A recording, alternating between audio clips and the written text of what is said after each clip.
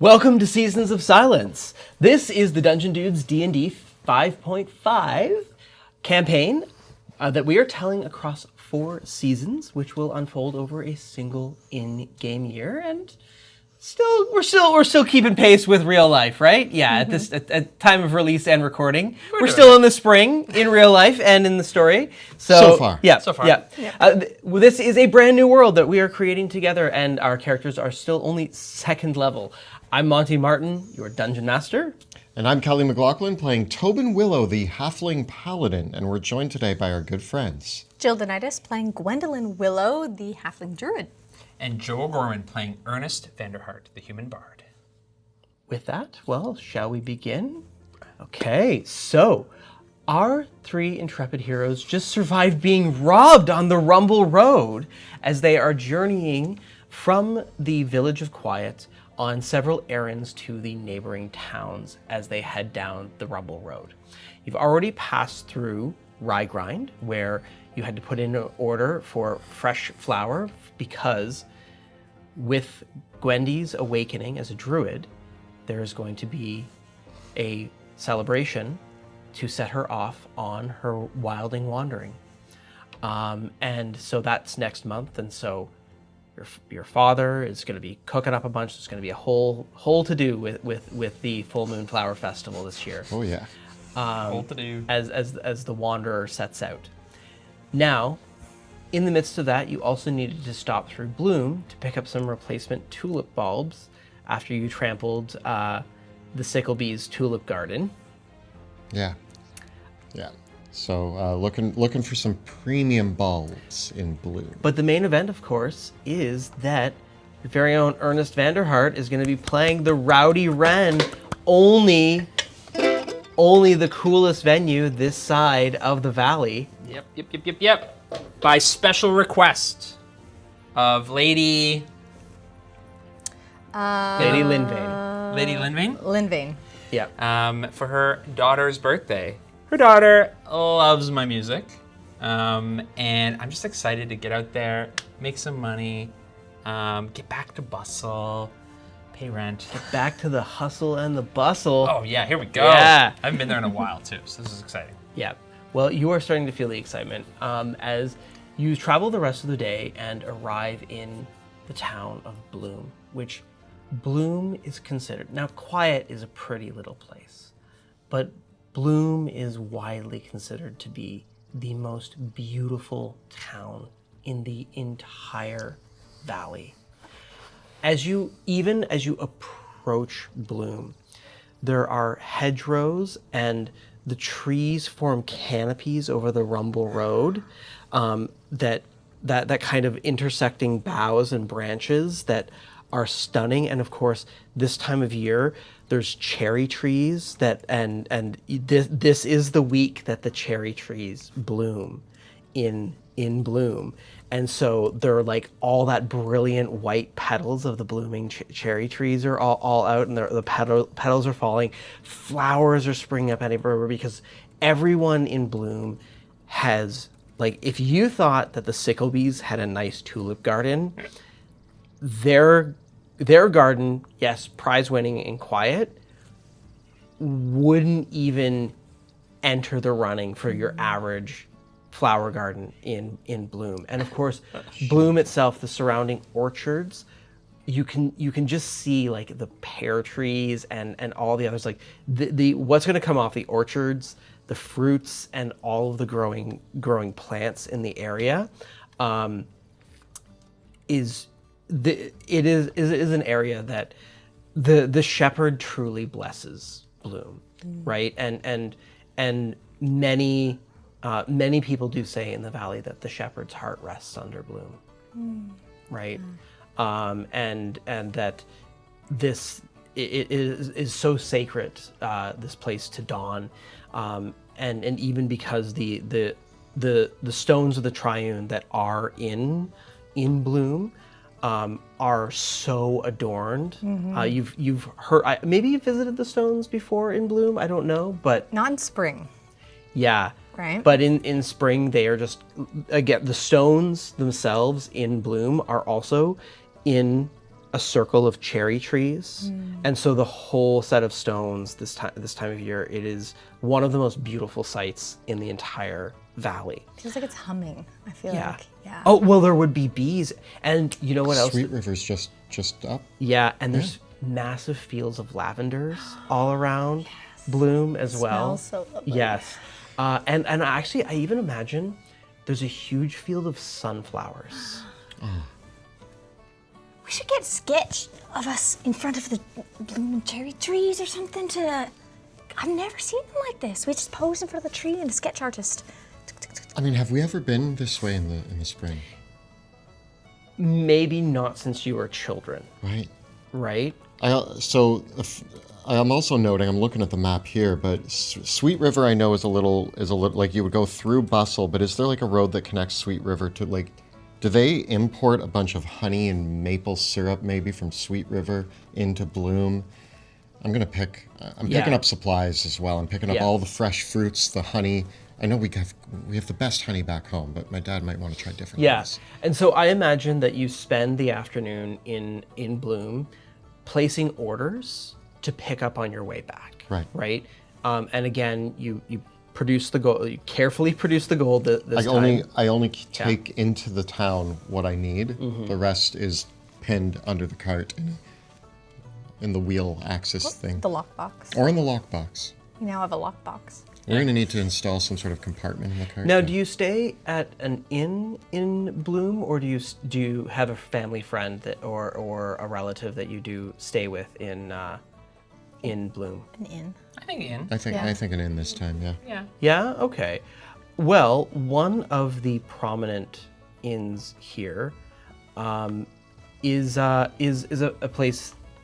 On the note of the maple, because there is a place called the Dice and Clover, and it's much more than just a tavern, because it is a landmark where that is also considered full of very good luck and fortune as well, and it has an open air patio that with like a trellised garden, where here and it is surrounded by maple trees as well, because it won't be this autumn it'll be in the autumn that it's fresh, but here at the Dice and Clover they serve pancakes for breakfast with maple syrup.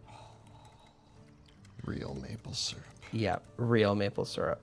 A halfling named Elsie, or Lucky, who has a bright shook of red hair. He makes you feel very, very welcome. And the only other thing beyond the pancakes is there's a little bit of people like to play their cards here. Here at the Dice and Clover. They don't play dice. They do. Oh. Dice cards. All they like their games at the Dice and Clover. Gaming table. Yes. Pull out my Magic the Gathering deck. Yeah, it's a board game cafe. Yeah. Yeah. I love it. A breakfast board game. Actually, honestly, if I could go to a board game cafe that served Eggs Benedict, or do I want that? I don't know. Anyways, It can get kind of runny. Yeah. The, Do I want hollandaise my sauce all pancakes? over your... yeah. Do I Do I want want my maple syrup? pancakes on my Magic cards? No. Yeah. So, you pass through and you're able to put an order in for some maple syrup as well as you pass through what is well considered to be one of the most, if not the most beautiful town in the valley. And yeah, we take some time to take it in, but we have places to be and things to do. But I do think that the evening that we spend in the morning are like... And there's bushes of every possible berry you can imagine, right? That's why I'm bringing back all the berries. Yeah. Do we berries, rest? cherries, strawberries, Blueberries. schnozberries. I'm also putting in orders for pears, apples, Huckleberries. huckleberries, rhubarb, Yeah. and then honey, maple, Walnuts, chestnuts, All the all of nuts. it. Yeah. The pecans. Yep. pecans. Yep. Jeez Louise. They really do a good maple pecan pie here. Yeah. Yep. Actually, buy one of the maple pecan pies. We're gonna have some, but we're also gonna bring it back for Pa to try. To try. Yeah. Yeah. Inspiration. Pa loves, he doesn't mind sampling the competition, Yeah. right? That's how he learns. So we wrap up a slice of the pie. We all eat the rest. So you spend the night, have your pancakes, and move through Bloom on to Bustle. And at this point, this is when the Rumble Road starts to live up to its name in a real way. Because between Quiet and Rygrind, yeah, maybe not. Between Rygrind and Bloom can be a little less, but once you get to Bloom and people going to Bustle, this is where this area of the valley, this marks the start of the real breadbasket of the valley. And so you're going to get you start to see a lot more other wagons, and almost the whole way traveling from Bloom to Bustle, nobody travels alone this stretch of the road. There is always going to be someone sharing the road with you. There's maybe not the whole way, but there's always going to be someone to talk to, and always going to be someone to share a story and things like that. And certainly one of the things that you notice, Gwendy, is that many of the children, even in their own towns, a new wanderer who will one day be the new seeker is something that happens maybe in most towns. Like, small towns don't have their own circles. It's only the bigger communities because they serve much larger areas. And so many of the other travelers have actually never seen a newly awakened druid before. And so you do get a couple comments on the growing horns, but there is like a glimmer of recognition as people know the stories. They know what to hear about, but also you start to see that people have a lot more reverence for you, because it is considered very bad luck to turn away the seeker, to turn away the wanderer, right? If especially any wanderer that is in need. And so all through the journey, people that talk to you that realize are like, do you need anything? Is there what can we do for you? And they will even offer, like, people are constantly offering you extra lunch, or if you needed any water. And there's a few people that will even dote on you a little bit because on the inverse, if a wanderer stops at your home during their journey, and a few people are asking, has you started your journey? And when you say no, they're like, oh, well, make sure you come back, because it is good fortune to have the wanderer stop at your home. To have a wanderer stop at your home during the journey. Yeah. Well, and I feel like it's part of the wanderer to, like, as well offer, like, blessings, or like just to provide. You know, it's like it's like, come to my place. It's like they can give, but they can also like, it's that social exchange. Yeah. I feel like it's lovely. People are very kind, but it's a lot. You know what? It just be gracious and thankful. I think. We're not taking, we're receiving. You're receiving. I'm just throwing it in the back of the wagon. You actually speak to an older man and says, I remember when my cousin was the wanderer for Sweet River, and she was wandering. She actually drew her hood up, especially down in the bigger cities. Oh. Yep. She had to go incognito because it got to be too much.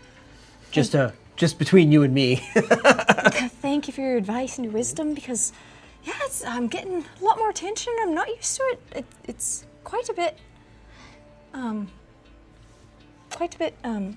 overwhelming at some points. Can I find somewhere to buy a little, and maybe I'm gifting this to you, but like not like a bandana, but like some sort of like thing that she could wear that would actually like hide her little budding antlers if she wanted Like to. a shawl or a headscarf? Yeah. Would Gwendy wear something like that? Yeah. So maybe after like I hear you kind of say that, I run off and I find like a little stall or something out in the market, and I come back and I'm like, got you this. It might help if you need to. Tobin, that's so thoughtful. I was getting, I feel like when they come, I appreciate their acknowledgement, but it's That might be a very good thing to buy draining. in Bustle because you're on the road. Oh, Yeah. Right, you're still on the road, right? Yeah. So like you haven't Okay, hit fine. Bustle yet. I'll buy it in Bustle. Yeah, but yes, we'll I kind of take off my scarves and it looks a bit weird, so I'm just Yeah. like, ah. yeah. And it's kind of like when people come up, I'm like, oh, hello, thank you very much. And then when they leave, I'm just like, oh. Yeah. So I think I'm observing this and I'm seeing you getting exhausted by Yeah. all the people. So, you approach late in the afternoon. Come up on the road to Bustle. There it is. Kind of come up over the hill, and you see the biggest town you know that you've ever been to, that you've ever laid eyes on. You look down on the road as Bustle. It just abuts the river, and there's so many docks out on the river here because people will even take boats in up to it. There's no wall around the town, but there are kind of some. They do have some watchtowers. You know, because this is one of the only places where now like you've actually got a town guard in Bustle, right? And there's a rumble of wagons that are all heading in and heading out because it's going to be a big weekend market over the weekend. And Bustle actually has cobblestone roads. There's slate shingled rooftops. Woo. And probably the biggest building you've ever seen in your life, the big clock tower over the market square, that its bells toll out every day to keep time, and ring out over the whole countryside, and they have special chimes to mark when the market is opening and closing as well. And the noise, the smells, both good and bad, and the mud, the sweat, the music, the chatter. If you, to your imaginations, this is the most opposite of quiet that you can possibly imagine. Can you feel it? Can you feel the energy? I feel can't. the vibrations of the music and the cobblestones. It's quite a lot. Sure are a lot of people. It's exciting. Quiet is a place of green and gray, right? But for the most part, with bits of wood. But there's red bricks, and the color. It's a different palette of color, and a different palette of color from what's in bloom too, right? And as you go in, you smell the smoke and even the soot of all the fireplaces and the chimneys that are all built up. There's an energy to Bustle as you and as you look. The market of Bustle might be bigger than all of Quiet. And do you see the cobblestones least in- throughout the market? That's what ours could look like. If only they Yeah. could get their acts together and decide where to move the market, we could actually have something nice like this. People are calling out, offering, to sell you wares. Look at this! Look at this thing! Look at that thing! Look at that! It's like a clock shaped like a bear. I feel like a lot of people just walk by the stalls as they're like, oh, try that. And meanwhile, Tobin's like, no, thank you. No, thank you. No, thank you. You have to address everybody. No, thank you. And the types of people that you see people you obviously there's halflings and there's humans, but there's dwarves here in Bustle too. There are big horses, really big horses, now, and oxes and all sorts of other like domesticated animals too. And at one point, you might even see a mage. You'll know them by the red robes they wear. Ooh. Did you guys see that? The man that walked by with the red robe. I saw for a moment. Could have been a real mage. You think? Here? I mean, where else? Where else than in Bustle? Where else than in Bustle? Zoom out. Text on screen, Bustle. Bustle. I feel like, as well, that because there's so many people, I'm like, Ernest, can I hold your sleeve or something? Yeah. We're both holding we'll a stay sleeve. close. We stayed close, and as we sort of squeeze our way through the crowds. Ernest, I can see coming here for a weekend, but you lived here for a while. Oh yeah, and I mean, I definitely lived in the less affluent parts, like in the apartments, sharing, bunk beds and and shared rooms. It's an apartment. And You didn't have your own house. oh no, I barely had my own room. Like No yard. I shared a space with 3 others on top of another room that was shared by 4 others. That was with a family beside us, and and it's like sort of mishmash. Like you know wherever you can lay your head. Sounds noisy. A little, but it's fun. It's so fun here. Look, you know what? Maybe we'll go to one of my old stomping grounds just to sort of gather ourselves. A little quieter cafe type. Right. You gotta try coffee. The coffee house. Yeah, you gotta go to. Let's go to the coffee house. Yeah. Tom Hornets. Tom Hornets. Tom Hornet's coffee house. Yes. Tom I need a little Hornet's pep in my coffee step. house.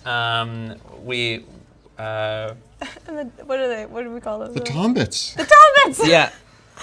Are some of them filled with strawberry? Oh, I'll get you. They have all I'll kinds get of you a little. fillings. So Yeah. I'll sit you down. I go up and I get. I place a couple orders for a round of coffees and a little basket of. What is the vibe in Tom Hornets? I mean, it's definitely not rowdy. It's more of like that chattery. So like because it's a coffee shop and there's the ale isn't here, so people are. The man with the red robes is having a coffee in here, and he's reading a really thick book by the window. I am staring at him the whole time. as I have my coffee, I'm just like. And as staring. we're talking, I keep looking at like what you're staring at, and I can't quite gather your attention. It's like, Tobin! You're staring. So what do you think? I mean, he could be a real mage. No, the coffee. Oh! It's a bit bitter, isn't it? Oh yeah, we hear. Did you put it in There's you put some sugar or milk or. I can just have this sugar. You want to put just start with a spoonful and We see. have sugar in our tea. Okay, whatever. You do you, man. I mean, you're the kind of guy that eats butter tarts in the morning, so like, what am I gonna tell you? Where to put your? Much better. Yeah, you'll. Delicious! More, please! Gwendolyn abandons her journey to become a Coffee. cafeinato. I really should only have a little bit of Yes, if you fill it with sugar, it's great. It's palpable. I think I need to go run around. And I imagine that there's an inside and the outside, so there's like the outside little tables, and we grab a spot on the outside so we can sort of like appreciate. And it's not as busy. It's not as like you're not getting like run over like in the market, but And now I'm staring through you can the still window at you them. can still watch others as we sort of take in the sights. Did he have a wand? Give me a perception check.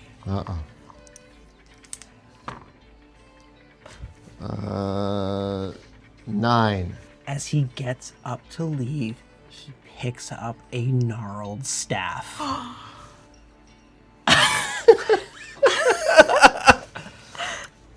I'm doing that as he like walks out, and I just like I'm like looking at him. Tobin, try not to stare too much. I've only read stories. Well, look, I'm not gonna say that your friendly demeanor won't get you somewhere here. But people tend to find themselves doing their own thing in the larger cities. So we're not going to have that same stop and chats, how do you do's, there seems to be like a timing and a rhythm to here. So just don't be offended if people either completely ignore you or won't give you the time of day. So it's not something you did. It's just how things sort of operate here. It's a lot. But Is there anything else before we go check in with, where is it, the Wren, something? Anywhere else you recommend? We have coffee. we can get it to go. We also have, I want to check out the, I want to check out the event space, make sure that they know if they've got my rider and everything. They know my all my needs. But I have to find Roz. we can probably stop and talk to Roz. Is it Saturday today? I think that you probably, well, you set out, it was the Sunday, so you stayed 2 nights. Why don't we say that maybe you waited a day or two before you left quiet, Yeah, okay. right? Okay. And so why don't we say for the sake of argument that you've arrived Saturday. on Friday. Okay, Friday. A So we have a day. A day Friday. before the show. Okay. We have a Yeah. day. We have a day to figure ourselves out. This is great. So the 24th. Yeah. We're not in a rush. We can have a nice night tonight, and then tomorrow we'll Get ready for your show. big show. Very excited. Very excited.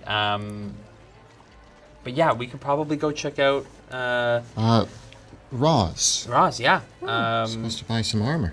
We could probably ask one of the town guard, or is there like equivalent of like a map?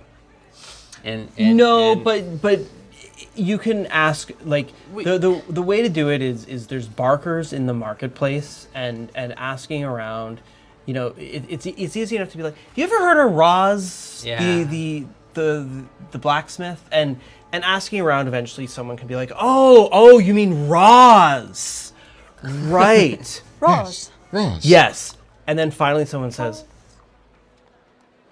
They kind of like there's kind of like this moment of like you're asking for like someone there's that moment of it's weird that someone's asking for Roz because anyone shopping for Roz usually knows where to find, but they do direct you to a little smithy packed into a part of the market where it's kind of this L-shaped building, has a big forge and chimney, and there's a rising plume of smoke. And you see, as you approach, there is a stocky dwarf with a mohawk. And they're covered in kind of like those braided tattoos. And they've got like the mohawk then comes down into like one of those braids down the side, and then long whiskers down the side, and and they're wearing big pair of goggles and an apron, and as you see Roz, their arms are like tree trunks, right? As Roz swings the hammer down, and it looks like they're going to be closing the forge down, and they as you approach say, "Closing down for the day. Best make it quick." You're Roz. I'm Roz. Pleasure to meet you. I'm from the town of Quiet. I was told to come find you by Benrick Wooler.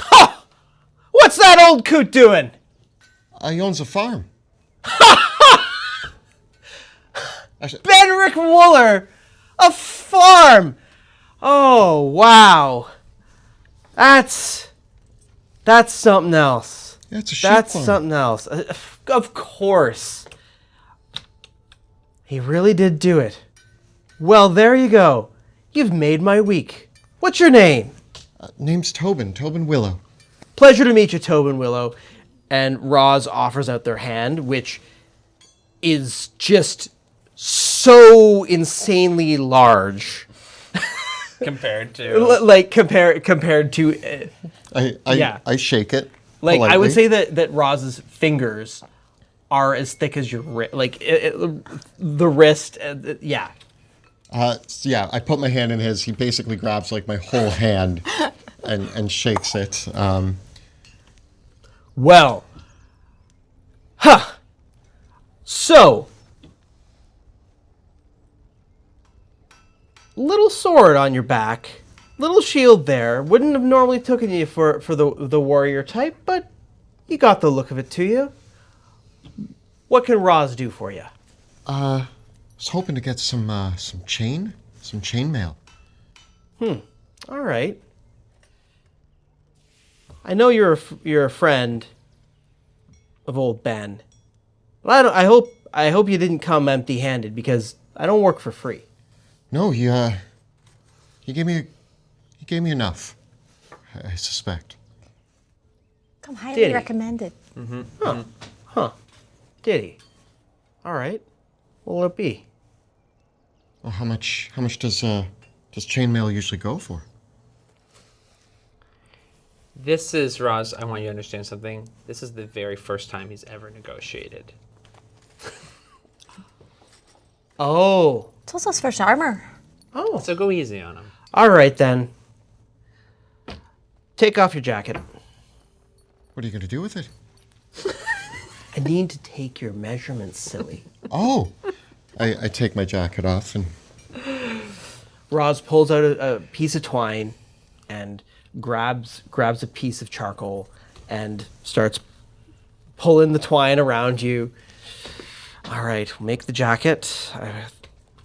And then she pulls Roz grabs a chainmail hauberk, or Roz grabs a piece of chainmail and says, "Arms up." She drops the big shirt over you. Yeah, I'd say about half as much as usual then. Okay. Very generous. Does it keep on your feet? I imagine it pools at your oh feet, yeah, too, I disappear underneath the chain.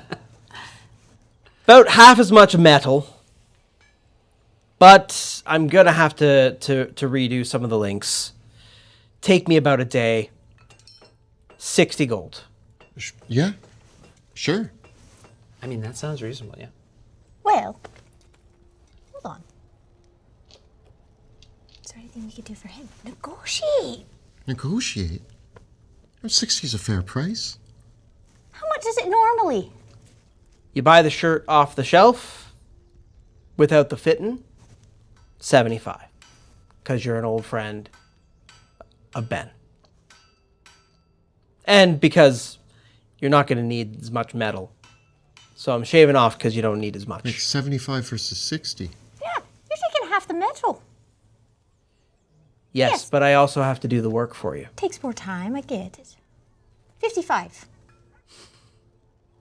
Never seen a wanderer drive a bargain like this. I don't know what's happening. Give me a persuasion check, Wendy. I was just going to pay. Listen, he's taking half the metal back. What is it? Persuasion?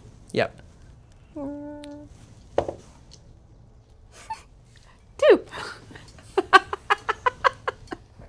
What, you said 55? 58. Because I likes you. Of course. Yeah. Right then. I did have one other question for you. You make a lot of weapons. I do. Don't do too much business, mind you. But, Yeah, you pocket that. you know, I've made enough spears for the town watch that they and pretty good arrows for some hunters in the area. You made spears? Oh yeah, yeah. I've done spears. I take off my big backpack and I kind of pull from the side of it the two halves and I set them down. I'm like, you ever seen anything like this? What in the name of all the ancestors' stones is this? I was hoping you could tell me. I traveled a long way. Hear you're the best. Where'd you find this? Found it in the woods? This is some other kind of metal. From what we can tell, some hunters in our woods, not from around our parts, don't recognize the wood, don't recognize the metal. It did quite a lot of damage to quite a fearsome creature. You know, what are you doing with this metal? Nothing. I'll buy it off you. For the shirt. Keep Me your too. gold. For 60 gold. I mean, so you'll give me the chain shirt, you take the spear? Yeah. Sounds reasonable, but Why do you want it? yeah. Well, Is there any information? I was gonna say, can you tell us about it? Why do you want it? I think this might be coming from someone that came from outside the valley. Outside the valley? Yeah. Outside. Gasp. Yeah. I mean, we do get occasional caravans, but what would hunters be doing out from outside the valley? Have you ever heard of the Red Riders? No. No, not many have. You see, most folk in the valley, they're wrapped up in their own lives. They never see them. They're like shadows riding down the rumble road. But most folks don't pay them no mind. I've heard they only ride at sunset. And, well, I've heard that they've had spears made out of some really fine steel. This kind of reminds me of what I've heard, so I'll buy it off you. You seem a trustworthy sort, and you're a friend of Mr. Wooler. I do have to mention that this metal here did real damage to... Oh, I believe it. But maybe I can melt it down, work around with it, see what it's really like, see how it plays, and if I learn anything, I'll tell you about it. Maybe make something.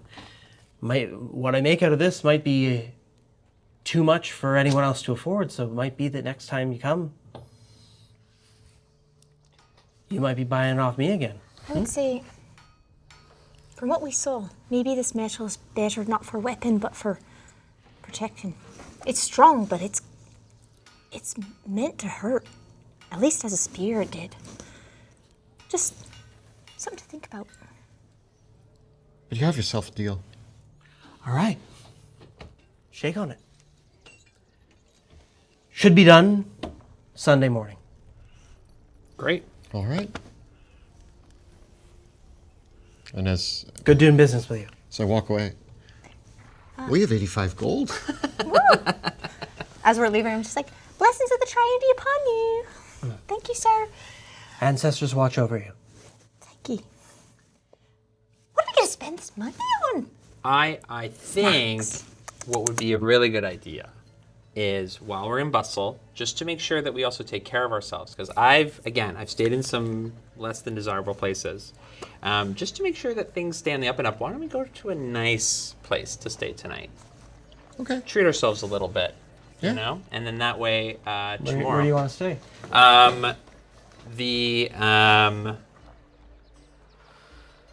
Do I have their names? Where are we staying? Where's You're the one who's been in Bustle before. the fancy? Just look around. Probably a place that would call itself a hotel. Maybe. A mix of like, I feel like it's like, you know, the nicer parts of the hotel are where like the nobles can stay, but there's still like more affluent people that stay in like There would be Like the regular. What's the Morning like, Star. What's like one of the tallest mythical, like the Frost Giant Hotel or something? Like, I don't know. The air, I'm thinking like, you know, skyscraper, but it's not actually. But it's like a very tall building that has many rooms, and therefore it's Yeah, well, the clock tower is the tallest building, Yeah. right? And maybe the nicest. the Hill Giant Hotel. The Hill Giant Hotel. Yeah. Yeah. And it's just HGH on a big sign. It's one of the fancier establishments. They've got 4 floors. Yeah, it's incredible. Yep. I mean, I've never stayed there, but I've heard. It's where all the rich merchants stay. So there's like a whole coach parking area Yeah, for they like have a all spot their for our wagons and handcart. everything Oh and my gosh. everything like that. Yeah. Okay, They have, we they have, walk like- in, and this little halfling comes up and goes, "Your biggest room, please." And I actually wonder if they look over Big the spender. yeah, and they kind of look down from the desk and it's 5 gold a night Whoa. Each, or for room? for a room. Okay, we can share. Yeah, we're gonna be in the... Okay. Slam it down. I put 5 gold down. Well, we need 2 nights. We're here tonight and tomorrow. 10 gold. Okay. Okay. Yes. Well, it is a lavish stay Like, this is at like- the Hill Giant. Yeah, I'm sure food and drinks, right? Yes. Are flowing. Yes. Yeah, we're having a great time. Yes. What do they serve at the Hill Giant? I imagine they have a dining room. They're serving beef. It is Catch of the day too, but y- freshest. Yeah. I think they're serving probably it is roast beef with gravy Oh, and carrots And it's a fancy dining room. and parsnips. I wear a clean shirt. There's a 3-piece band playing in the in the Yeah. in the dining hall. Is it a rooftop tavern? No, I don't. I think again, you got to remember that like any hotels still would have once been a house, right? Like nobody builds an inn as an inn. Like the Silent Valley just isn't still the type of place where you would just build a purpose-built hotel. Someone would have taken what would have once been a manor house and converted it into a hotel. Would they have put in like a really nice skylight in the roof? I think that there is a really nice terrace. There's like a really Terrace. nice balcony. Yeah. Yeah, right. And like there's Wendy needs access to fresh air. Yeah. This is kind of her. yeah. Yeah. And so the evening passes, and Saturday comes around. I actually did you guys the want to big do day. shopping or something? Is I that- think Saturday before your show, like your show's in the evening. Yeah, we I can do some imagine. shopping. Yeah, you wanted to shop for a shawl for. Maybe I'll go talk Yeah, to the. so I grab a shawl and I present it to you, and I'm like, I noticed you were getting pestered a little bit by everybody, so I thought if you don't need to wear it, but if you feel like you're getting overwhelmed, Appreciate it. It's especially a lot more people here. I just, for now, I'm not ashamed by any means, but I need a bit of, not privacy, but space. Does Wendy know like what they're turning into? Like her. Oh yeah, horns? yeah. Yeah. Yeah. I was thinking maybe when I think about get some adornment or something for when they get bigger. yeah, I like to shop for trinkets and treats. in fashion. Ernest, what are you doing? I'm gonna go meet with the lady and discuss the terms of the. And I think I let her know like the Friday night that I'd come and see her the next day, and then No, I think we skipped that. yeah. But like today is all about. I'll go meet her. I'm gonna come meet her. So you're gonna go to the Rowdy Wren. Yeah. Okay. Make sure that things are all ready. Ready? Okay. So as you travel down to the Rowdy Run, this place is it also was originally a humble farmstead, and it has been renovated and enlarged over 2 generations of the Warblers into a sprawling structure that is almost as big as the Hill Giant Hotel. Featuring internet-connected balconies, multiple tap rooms, multiple dining halls, and it has dome-shaped thatched rooftops that are all covered over with moss. The interior and there's all these crooked stairways that connect all the rooms, and there's upholstered booths. But then there is a well-tended garden to it as well. That is kind of like, you can imagine that it's like the courtyard that the whole building sort of surrounds of it. And so the underneath the basement of the Rowdy Wren is where the nest is.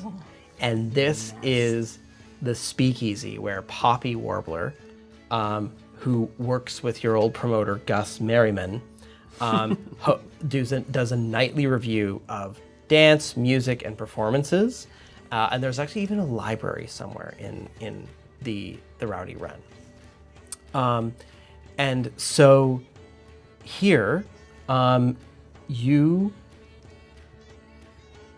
do see out the front, there is also a big billboard where they have posters for all the acts. And as you arrive, you can see that there's one of the old assistants, one of Poppy's old assistants, who's got a big pair of overalls and he's got a broomstick. He's unrolling, like he's using a broom to like paste up the billboard, and you see the top of it says, "The fantastic and amazing act returns to Bustle. One night only. Don't miss it. The amazing Featherwood Knack." And as he unrolls the rest of the poster, you see the drawing shows 3 faces: a lute player, a fiddler, and a flautist.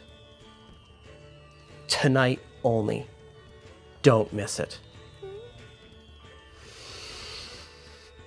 Those hacks. bunch of backstabbing scoundrels. Who are they? Oh, they're just a bunch of nobodies. No, Like, I mean, who's it's- gonna come see these guys? Come on. Such a This is brutal. the headline believe they're- billboard. Why are they putting up a poster for? This is where they put the poster up for whoever's playing the big show tonight. Yeah, wait. Groundskeeper. I think you've got the wrong poster up. Tonight is actually the Ernest Vanderhart experience. The man turns around. He's this short man, and he's rather quiet. He's got like a tiny mustache, like a tiny little pencil mustache. He's a quiet, soft-spoken man, but he's the handyman that helps with fixes everything around. It's like he adjusts his glasses. Ernest. Yeah. As I live and breathe, tonight is my big show. I thought they kicked you out. You're playing with them tonight? I left under duress. On my own fruition. There was no kicking, there was no, I was up and about and out the door. They're riding on my coattails. This is Lady. The poster actually says beside it, playing such well-loved hits such as Heart on Your Sleeve, Solstice Summer, Along the Rumble Road. What? Those are mine! That's my song! They can't play my songs! He says, Who made this poster? Who commissioned it? Where are they? Poppy gets all the Poppy. I'm sorry, Ernest. Maybe Poppy just didn't know that you were back playing with them again. I gotta go talk to Lady, I'm gonna write her name down. Levain. Levain. Lady Levain. Linvane? Lady Linvane. Linvain, that's it. What do you mean, Lady Linvane? I got a letter from... Where is she? I gotta go see her. I gotta go meet her. I gotta go... Lady Linvane's never set foot here. Oh, no. No, it was... Where's Poppy? Where's Poppy? She's over at the bar.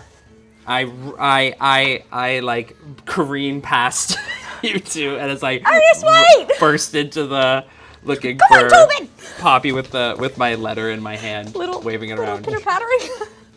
Lady Yes, Linvey, Poppy. So Poppy Warbler has a freckle-filled face, and again, kind of that like brown and gold hair, and Ernest Vanderhart. What are you doing here? Poppy, I'm headlining tonight. Why are you double booking? Sorry, what? Yeah, I've got this letter right here. I'm playing tonight, Lady Linvane, for her daughter's birthday. I wrote some hit songs. I was gonna play some classics. It's all been commissioned. Where is she? Where? I need to talk to her. There's been a huge misunderstanding. A look of utter puzzlement and confusion is on Poppy's face. Look right here. Look. She looks at the letter. She looks at the wax seal even. And then, from the balcony above, Uh-oh. there is the sound that sounds like 3 hyenas laughing. Just the most outrageous laughter you've ever heard as someone says, I can't believe he actually fell for it. Who?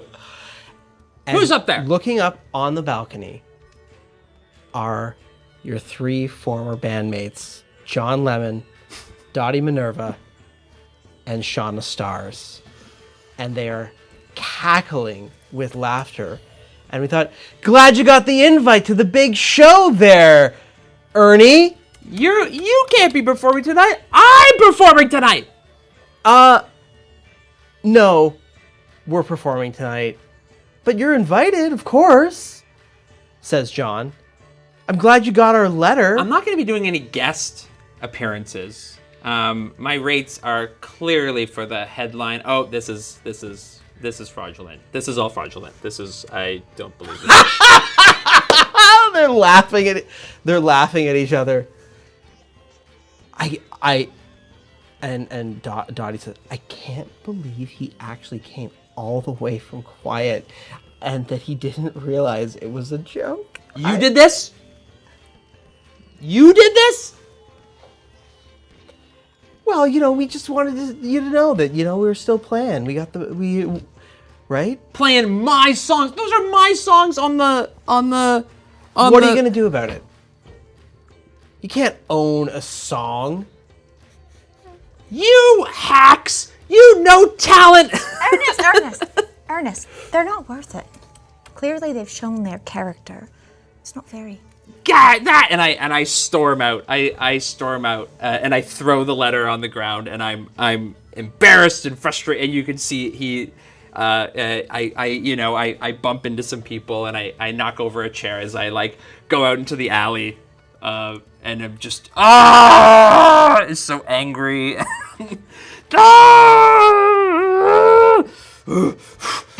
Where? How? Go catch up with him. My songs.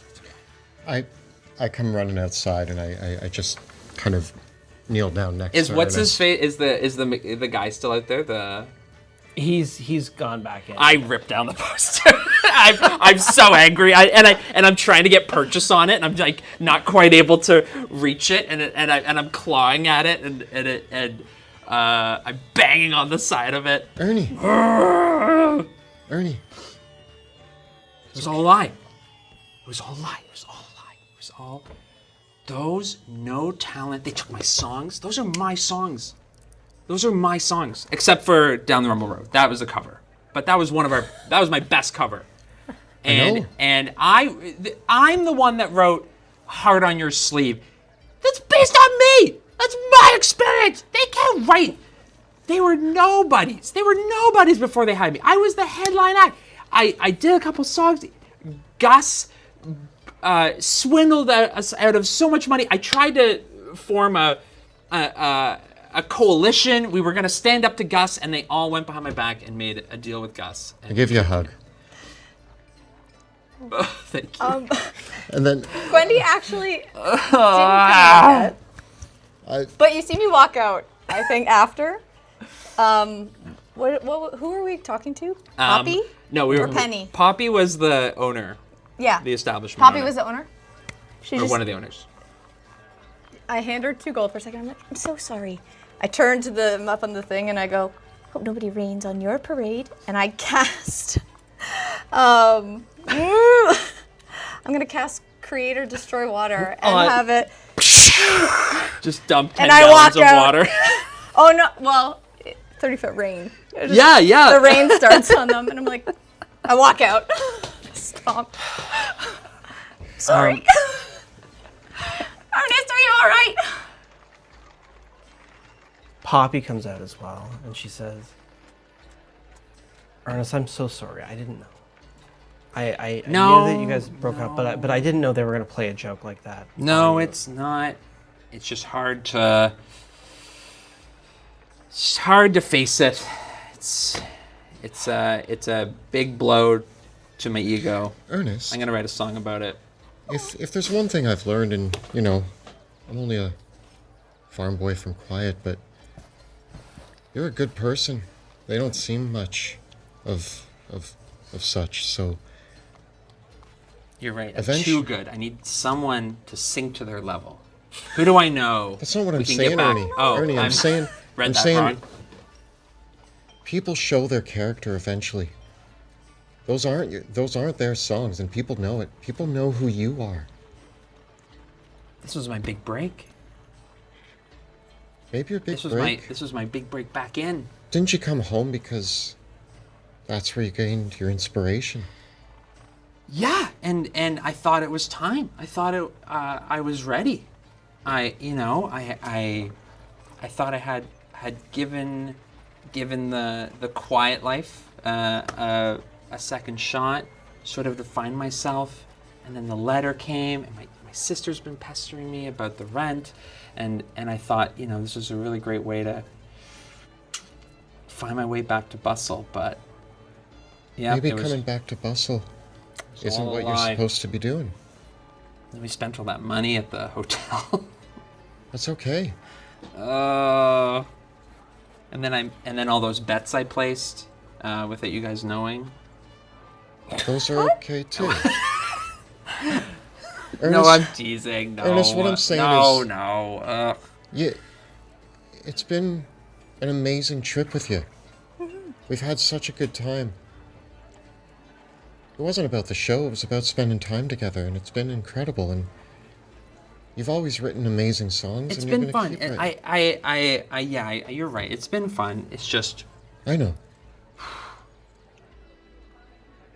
got me again.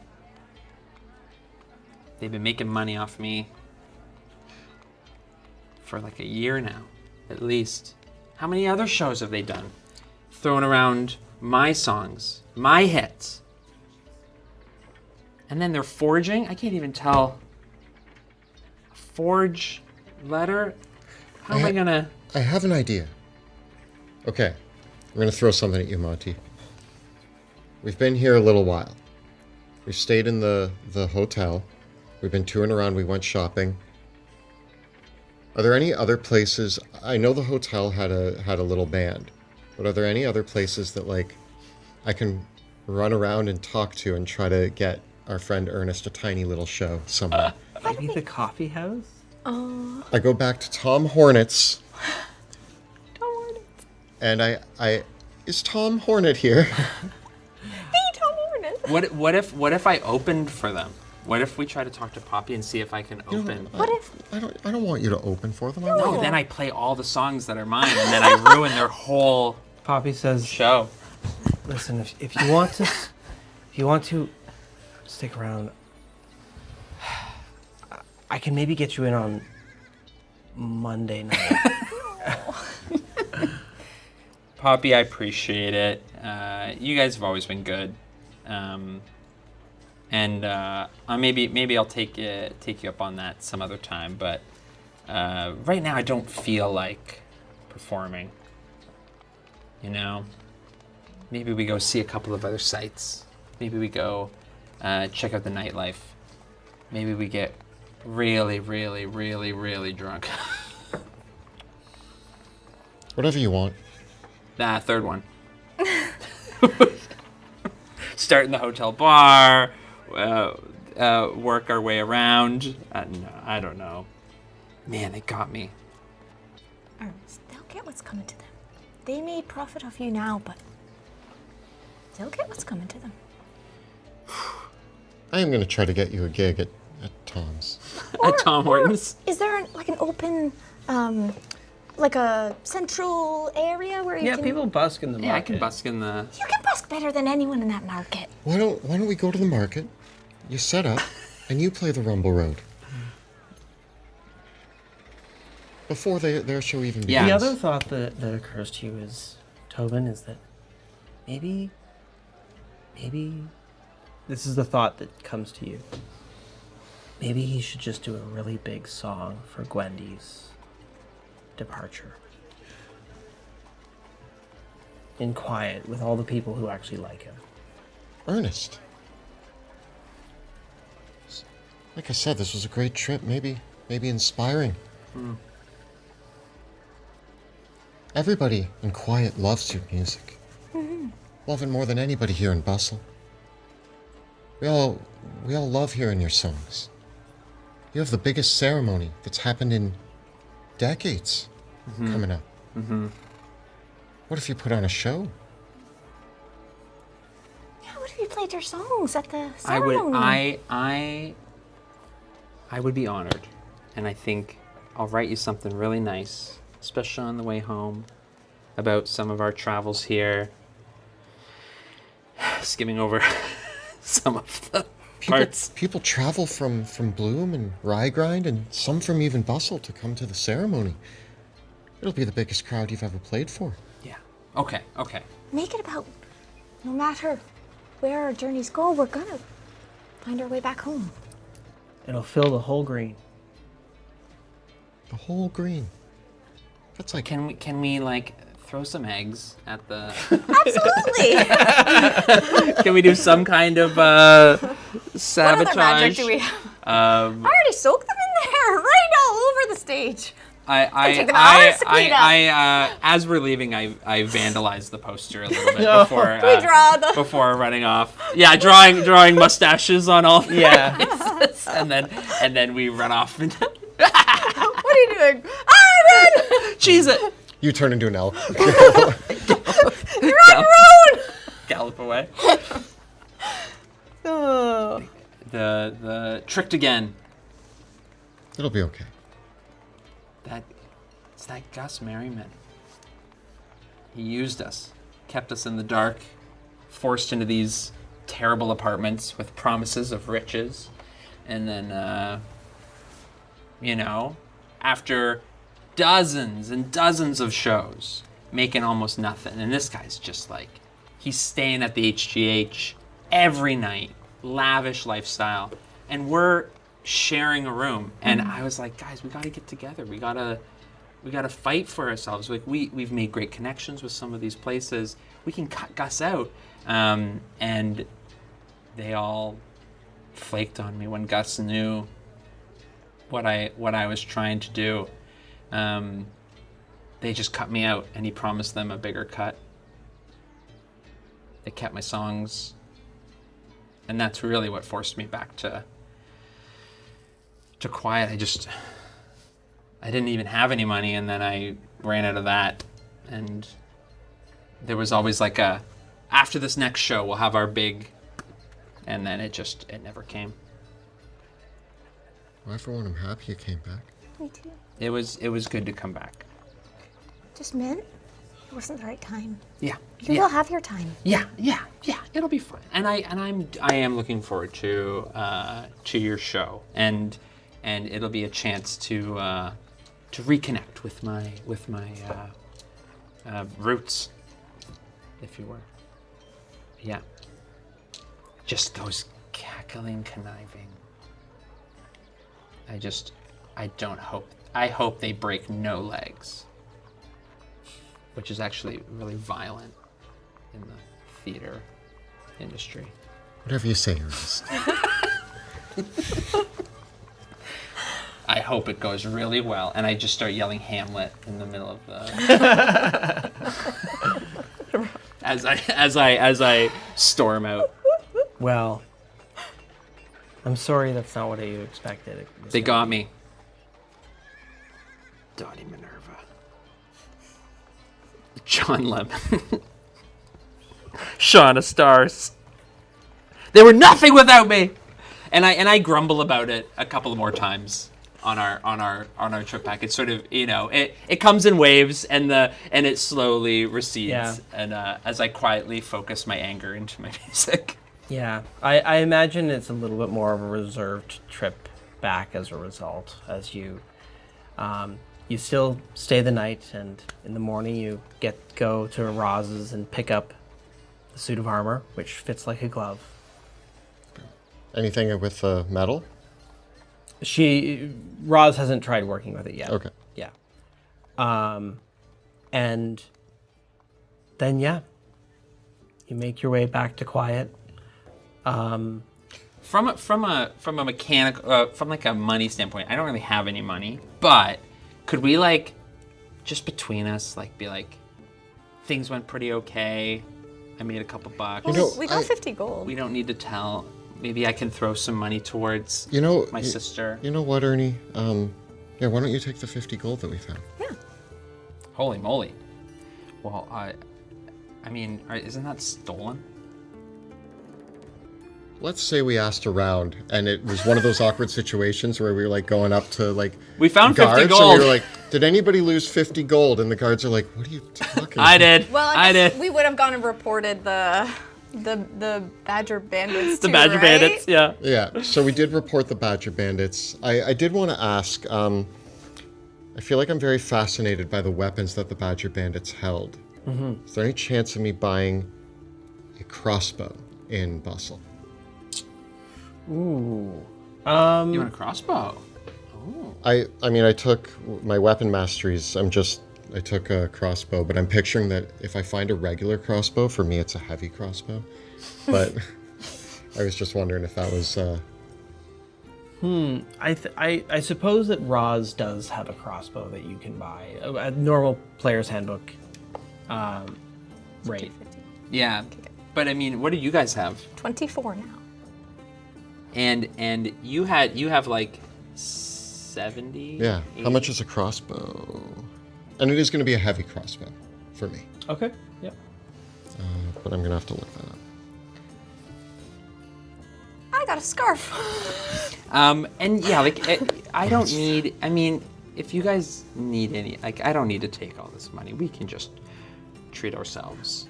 Do we want to use the 10 gold for the hotel? Yeah. Well, yeah. So maybe take 40. Yeah, I'll pay the hotel for sure. On exit. You'll have all what's left, yeah.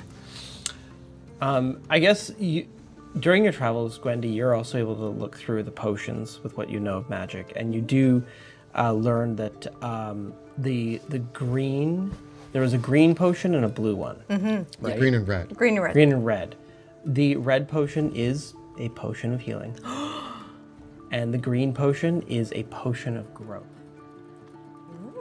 And by healing, you mean a potion of touch, because anytime you guys touch someone, they heal. So it's just a potion of touching. Yeah. Growth. That's what we call it. What's the growth do? Oh, Enlarge nice. effect. Ooh! What happens if I... Oh, no, it's just the enlarge part. Okay. I love the part that you become like my size. Yeah.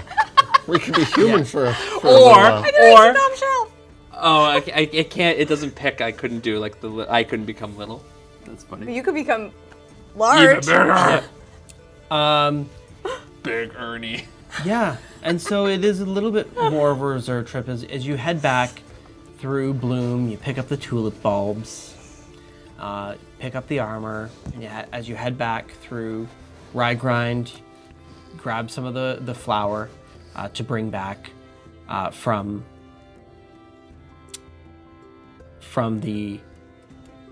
for your dad. Stay with the willow eats one more time. And then it is that you end up rolling back into Quiet, and I suppose that you make it back into town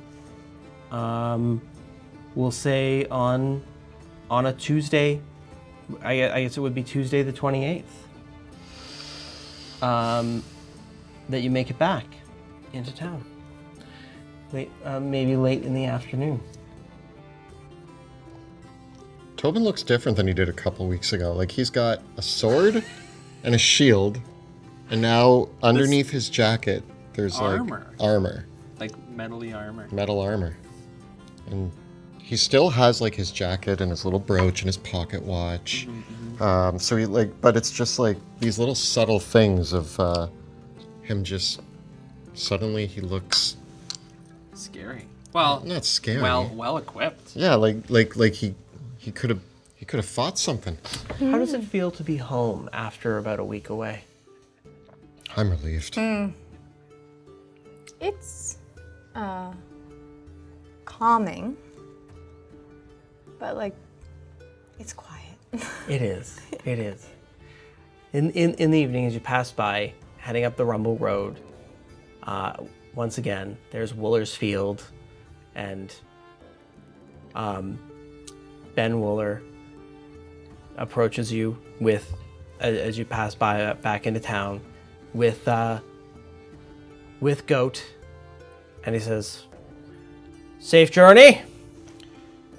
For the most part, Aye. How was Roz? Roz was very well. Seemed to remember you. She didn't say anything untoward. She seemed surprised about your current occupation, but thrilled nonetheless for you. Not surprised. Not surprised. She's a good old friend, Roz. Did you bring the coffee for him? I imagine that like maybe I picked up like some coffee beans for Mr. Wooler, and also I might have like picked up a little cake or something, and I'm like, could you give this to Mildred? Absolutely. I expect you first light tomorrow back at work. Will you hear? Of course. Good lad. Good lad. I feel like that's what we brought home for everyone. It's like, have you heard of coffee? He gives a big pat onto Goat's head, and the dog. And, well, good night, boy. I'll see Welcome you tomorrow home. morning. Have a good evening. Good night, Wendy. Come on, Ernest. Okay. Coming. Ernest, when you get home, your dad and your sister Put on the brave face. They want to know all about how the show went. Bustle was great. We had so much fun. We were on the road for like the whole week. We outsmarted some robbers, and we stayed in the most magnificent hotel. Your nieces and nephews are just clinging on to these words, their eyes going wide. It was great. The show, yeah, it was fine. It was fine. We, you know. Says, well, how did she play? Gesturing to. Oh yeah. It's an old, old reliable. Bing bang boom. Couldn't have asked for a better loot. And Evelyn says, well, I hope you didn't drink away all your earnings. No. Here's a little bit of an advance on some of my, and I want to give her. I feel like 5 gold's a pretty substantial sum. If you produce the satchel, Yeah. your family's eyes go wide. And Oh yeah, I can really sell yeah, it. and oh, my boy, you're amazing. You're a star. And your father is beaming. Evelyn is blown away. And I need you to give me a deception. I was like, I need to roll a deception check. Oh, I'm assuming we've gone home by my this. family. We're not at his house. My family. You gotta believe me. Only 11. So I maybe they could tell some things. They're you know what? I'm gonna give you advantage because you do have the gold. It sells the story very well, like literally. Okay, 21. Is this what a father's pride feels like?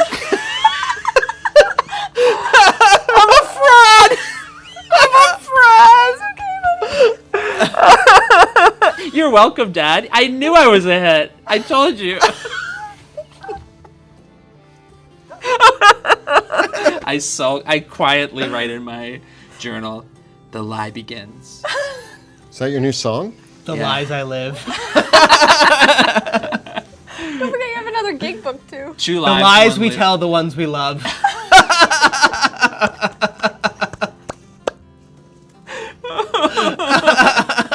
I'm a sham. I'm a monster. But It's gonna be a hit. But I also just love the glow. I love the attention. I love the outpouring of support, and I make sure that the kids feel spoiled, and I Yeah. contribute to the family pool as much This as moment I can. is almost exactly how you imagined what it was going to feel. When you left quiet yeah. and you imagined coming back to your family, it's exactly the way that you imagined it, except it's a lie. It's just all a lie. It's all a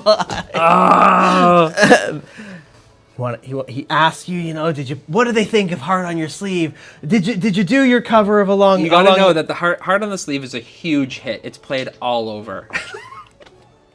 Other bands, you kind of say like other bands are even playing it now, and you're like, and they're what? Yeah, and so and I think now that I've done some of the bigger gigs, I'm really getting ready for the Wanderers ceremony coming up. So I'm gonna do some Well, songs there. on that, they're so excited. Gwendy, you're home too. How do the willows wind down? I feel like maybe under the tree. Maybe you and I just go sit under the tree for a little bit. Yeah, like at the edge of the house with our like feet swinging. Just recount the tales, talk, and, Yeah. share a quiet moment. Just the siblings. The two of you chat and perhaps share stories as the fireflies come out and night falls. And you're just about to go to bed. The whole family is already asleep. When you spy just by the little bit of moonlight. It's not a full moon, but it's a clear summer night. It's first Or clear spring night. Or You see Waxen you crescent. see someone is running up the path towards the house. And you hear them crying out. And you hear a voice. It's Mildred. And she's saying, Tobin! Tobin! Come quick! I Help! Help! I race down the hill towards the front of the house. Me too. Mildred, what's wrong? Mildred is almost completely out of breath as she runs up and grabs your wrist. Get the sword! You've got to come! You've got to come now! It's the pasture! There's wolves in the pasture! Get on! And I wild shape into the elk. I jump on Elk's back. And I have my, I don't, I think I still have the sword. Maybe I left it up on the hill. I run up, grab my sword, shield, all the gear, and I jump on Gwendy's elk back. And I'm like, Mildred, let's go. Okay. Do you do the scene where you like pull her up? Can you carry two people? Can I carry two people? Well, you're large as an elk, right? I Yeah. feel like you're huge. And- yeah. Huge. We're small. I Yeah. have to bend down a little bit. Yeah. So I grab Mildred, put her up behind Swing me, her up behind you. and away we go. I guess, I don't know. Hang Do we race by Ernest's house on the way? Yeah. If you want to get them. You know what? I'm gonna send my familiar, Maury. Maury? Yeah, there's a rasping on your window and you Yeah. Yeah, you've gotten to know the bird over the week of travel. Mori! And at some point I showed you. What happened? Did Tobin fall in a well? The wolves on the pasture. Mildred's riding. What's that? Wolves on the pasture! I flip open the I'm window taking this. It's gonna be Mori's voice. and I run out the. Yeah, somehow it's just like chip, chip. You're like wolves in the pasture, and you go racing out of the house. Yeah. Great. This is not something that hasn't happened before. And it usually means that a bunch of other folk in town are going to come help. But everyone knows to get there as soon as you can and help. And so the three of you race towards the pasture, as you can already hear the howling and the bleating.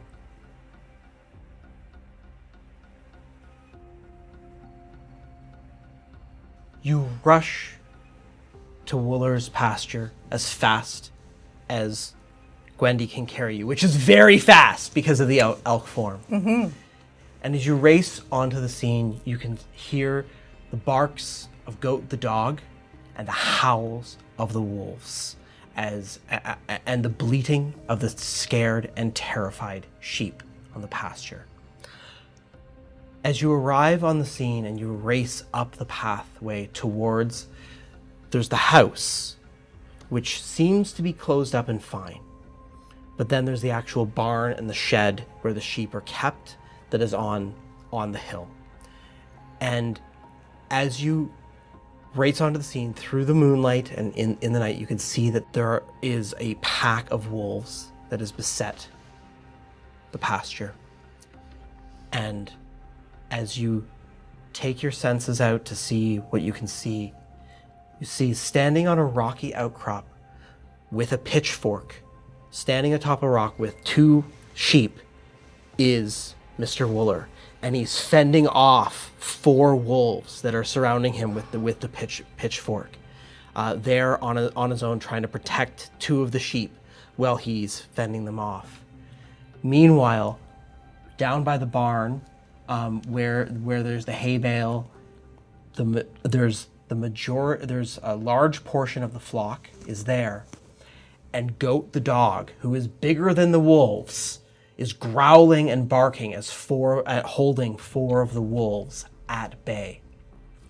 And finally, underneath one of the sycamore trees, you can see there is several sheep with only Ramsey, the ram, to protect them, and perched up in the boughs of one of the trees, bleating and screaming, is Petal. Oh my God.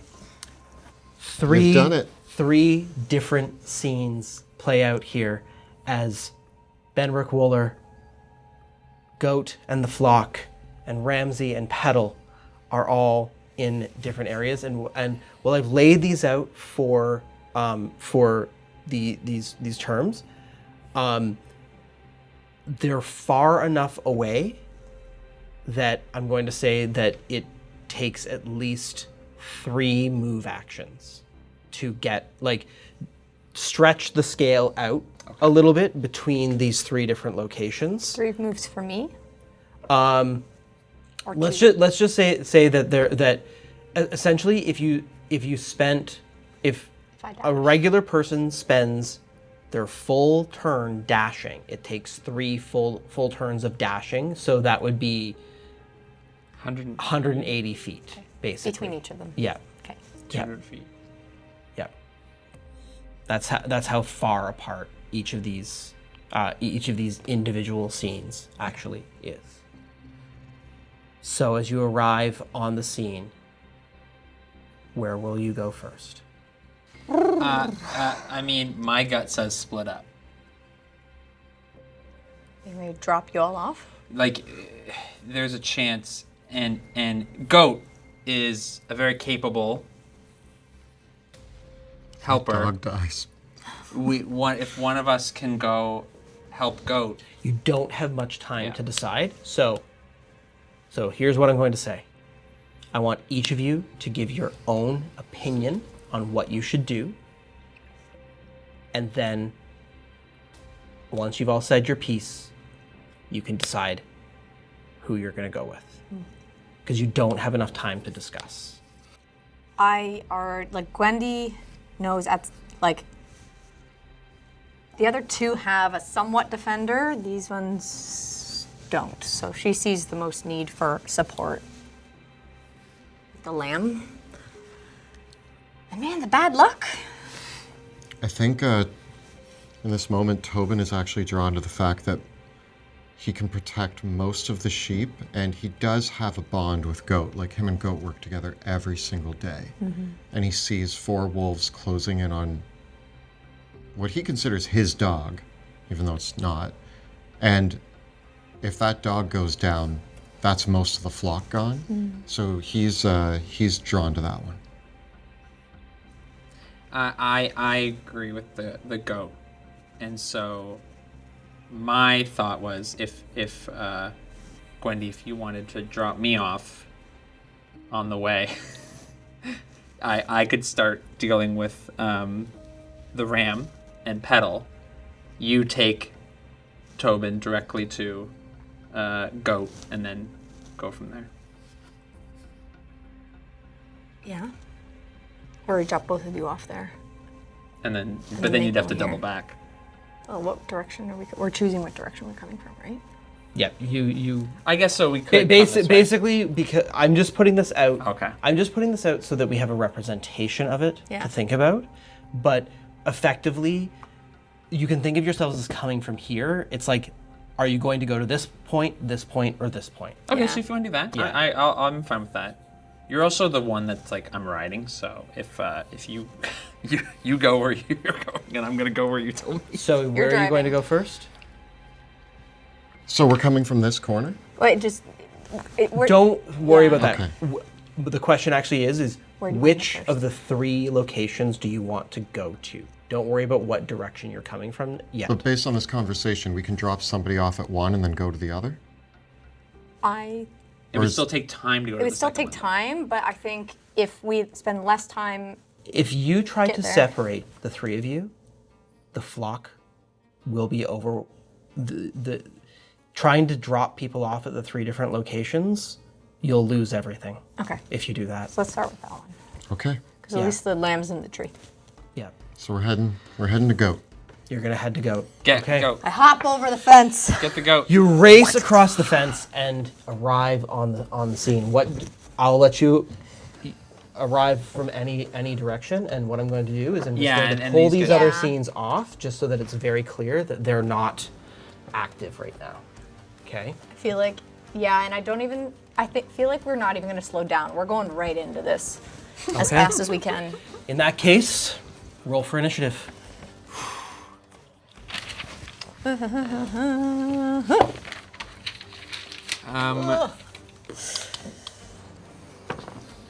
In addition, I would like one of you to roll me a d6. Gwendolyn. Gwendolyn. 4. Okay. Could I also, like, as we were riding up the hill, have cast Bless on us? Or like, Sure. Yeah? Sure. All right. Because, like, knowing what we're getting into, yeah. Can I give one Bardic? Yep. Gwendolyn. Also, thank you. We drop Mildred off before I jump over the fence. Yes. Should I, into a hay bale and You go. leap across the fence, head towards, and barrel right towards the Perfect. barn, where the majority of the flock is being fended off. You see the wolves. Seeing these creatures, they are mangy, they are mean. Looks like some of their fur is falling out. And there is a redness in their eyes and a rage in their barks. It is mean, and Goat barks back at them, and they howl back. As we'll get initiative, please. 2. 2 for Gwendy, 4. 4 for Tobin, 10. 10. Okay. Listen, we had to get here, okay? Yeah, it was focus. And everybody bless, Oh, right? thank you. Everybody got bless? Everybody We got, and we haven't used our heroic inspiration. And we are coming out of a long rest. Okay. you see the wolves are already starting to circle Goat, as if they're as you arrive on the scene, as if they are trying to decide which way to approach. Goat is doing that kind of thing where, like, as a dog, he growls and then zigs and then zags and then zigs and then zags. Goat has fought a wolf before. At the same time, you can see Goat is overwhelmed because as Goat is trying to manage the wolves, Goat is simultaneously trying to stop the sheep from running because Goat knows that they're safer in a group. And so Goat, the overwhelmed dog, barks out as you appear onto the scene. And as you arrive, the wolves, they immediately split and break. As one of the wolves races over this way, and the chickens they run, and two of the wolves sort of, they see that, like, you're charging at them, and they do that sort of spread out sort of thing. And as they do, they see the elk, and two of the wolves come, like, almost, the wolves break and they move with their speed, and they kind of do like a pincer, where the two wolves try to come for Gwendy, and then two of the wolves go for Goat. And they have their tactics, and so Gwendy, for all appearances, you look like a big juicy elk to these wolves, and so they go right for you. One of them getting a 24 to hit, and the other one getting a critical hit. Whoa. As the two wolves, with the fury of a starving hunter, the first wolf kind of barrels at you, and the second one does that thing where, like, a wolf goes for the leg of an elk. Can I cast Silvery Barbs on the crit? Yes. Thank you. And so I'm going to, I go, Gwendy, to the right! And just as Gwendy's leg almost gives out, the two are both still hits, and Gwendy is knocked prone. Yeah. I guess you were all. Yeah. So you all land prone, and Gwendy, you take a total of 16 damage. Oh my gosh! Oh boy. But you're still an elk? Yeah. Yep. Well, because, I only get temporary hit points. I use my Yes, own. yes, yes. So I had 2 temporary hit points. Oh, so we're all prone. Yeah. So are you at 1 hit point? 3. 3. Yep. Low level D&D, man. Yeah. Ah! The wolves attack Goat. Goat manages to avoid one of the attacks, but their pack tactics are vicious, and one of the wolves viciously bites Goat in the back of the neck.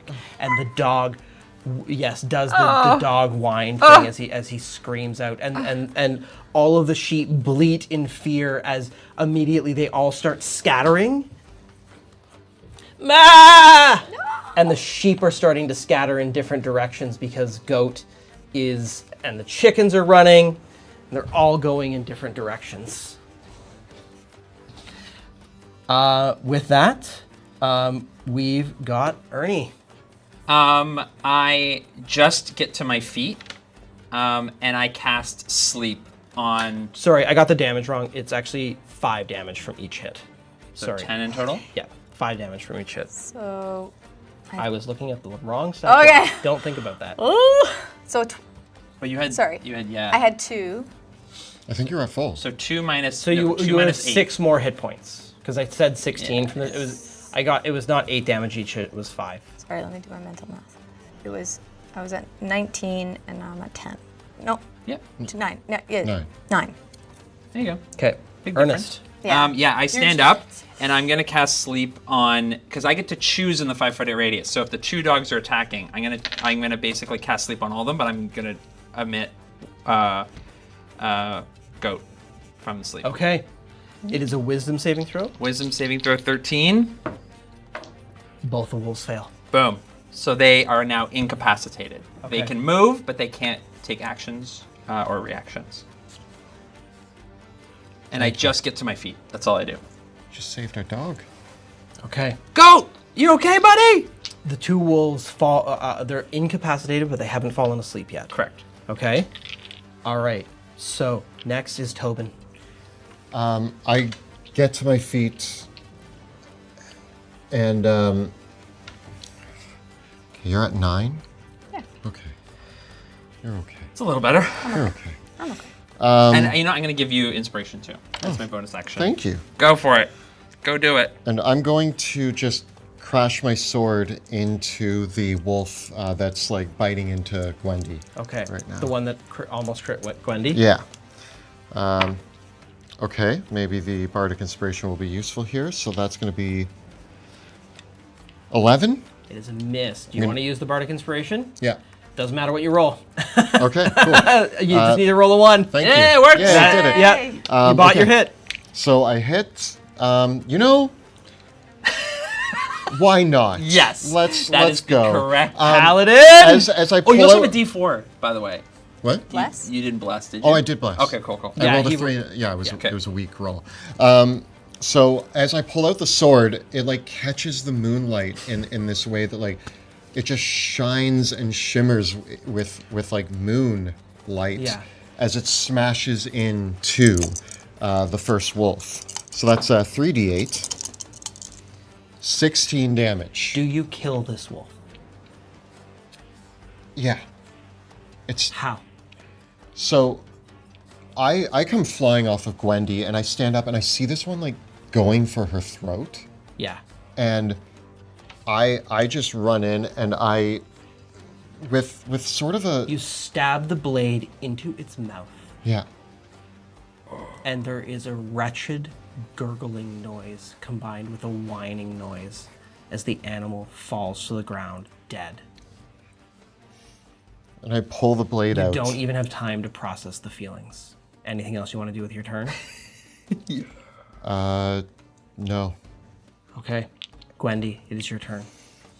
A wolf that was about to go right for your neck. And you just see Tobin step over you, and his blade gleams as he drives it down the wolf's throat, and it slumps lifelessly to the ground. And the other wolf is beside me. Yep. I am going to get up and kind of rear my head towards the other one, going at it with my antlers. That is 18. It's a hit. Okay. So it's a d6. 8 damage. The wolf cries out as your antlers rake across its fur and body, pulling out fur in chunks as it yelps in pain, and with a shocked look on its face. I'm gonna take like an aggressive, kind of getting ready for the next one stance. As these two wolves turn as they feel the drowsiness pulling over them, and one of them falls asleep, but the other shakes it off. Yep. The other wolf that is wounded, though, seeing the scene, it actually takes the disengage action and it runs towards the tree line. This one? Yes, not worth its life. And the last wolf, seeing that one of has been slain and the other has fallen asleep, it itself already, so it was incapacitated on its turn. So it just takes a move action, moves towards Yeah, it towards can the still move. the tree Yeah. line. Goat barking at it. Goat is very badly wounded from the bite, and Goat just, you see, as Goat bleeds from the wound on his neck. I know we gotta hurry, but can I run over and like I'm like petting Goat and I'm gonna use like five You took 5 damage. 5 damage. I'll use.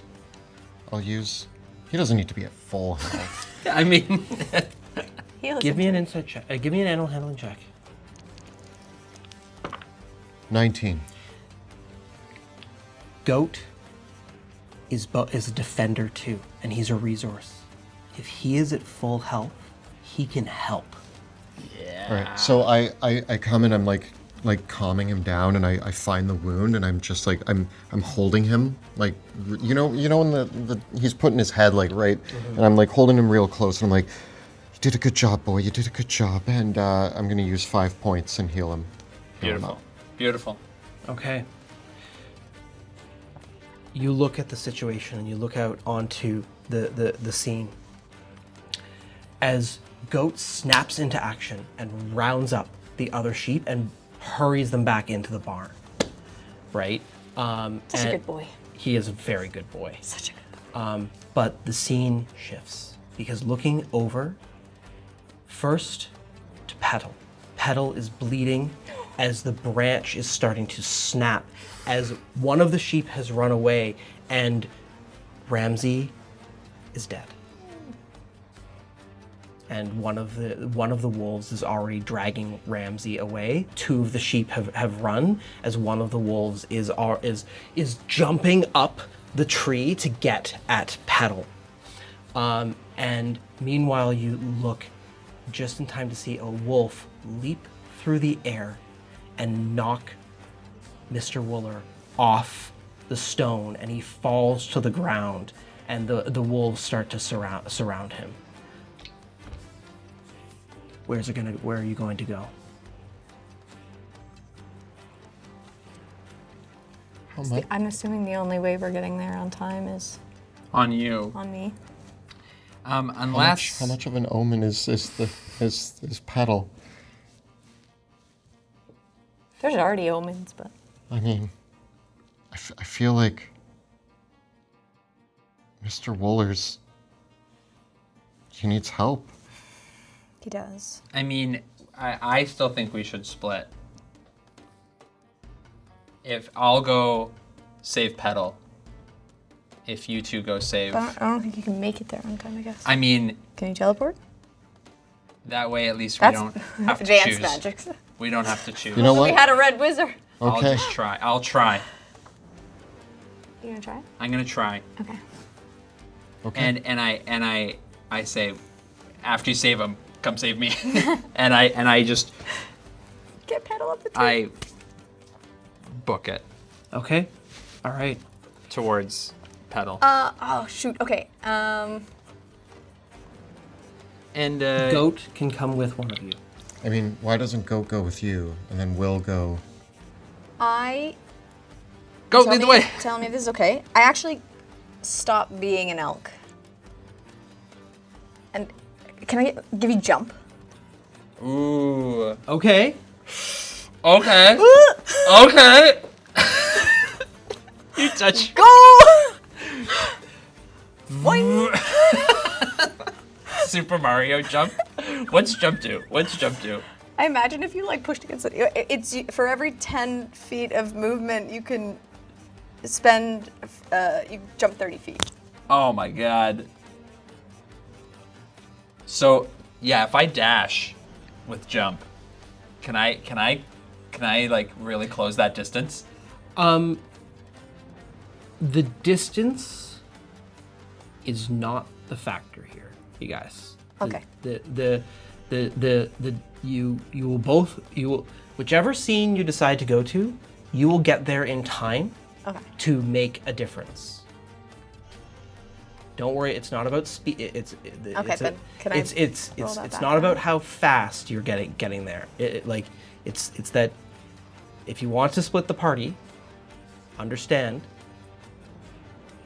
that the circumstances are going to change one more time. Yeah. And please, if you are going to make the choice to split the party, I have 3 words for you. Are you sure? I'm not sure. I'm not sure. I'm not sure. I am. You are? I'm not. It's gonna be okay. I don't think it is. Okay. This isn't. I don't give you a choice, I guess, at this point. This is my Scoop you up. this is my depressed. I'm not gonna be a songwriter. Nothing matters anymore. Okay, no, Face. No, No, bring you- Ernest we're not with letting us. you write emo music, okay? No, we gotta save both. We can. I think we go for Mr. Wooler. Yeah. Are you going to let Ernest go alone, or No. are you going to drag him with you? We're gonna drag him with us. They want to drag you with them. I'm gonna scoop you with So my we're gonna horns. let Petal die. I didn't say that. Okay. I don't plan to let anybody die. You're assuming. Okay, yeah, okay. I'll go with you guys then. I don't want to let anybody die, but I feel like Mr. Wooler just got knocked down by Yeah. a wolf. Okay. Okay, we head to, yeah. We, Yeah. A human life, Okay. I feel like. yep. Okay. I scoop you. You race. I go. You race to Mr. Wooler. So we don't jump. We don't I'm jump. still elk. You're an elk. Actually, I was gonna say, can wait, we send goat wait. to Should goat not stay with the the herd? Yeah. herd? The herd's all in the barn now. Yeah, but Or go get the. does that make them safe? You know better than us. Can you protect the lamb? Is the barn safe or should? Barn's safe. Barn's safe. Okay. Yeah. Okay. You rush onto the scene as you see Mr. Wooler with his two hands holding the jaw of the wolf open as it bears down upon him, and the other wolves are circling around the two sheep that he was defending. And you race onto the scene. You can all kind of take like one move action, but you're gonna start the scene like 30 feet off or so. So like we're 30 feet away from the action. So Yep. like, Yeah. where do you guys want to be? Just be all in a line yeah. or all in a group. Yeah. Because back there. Yeah. Oops. We're charging in. Charging in. We'll start with Ernest.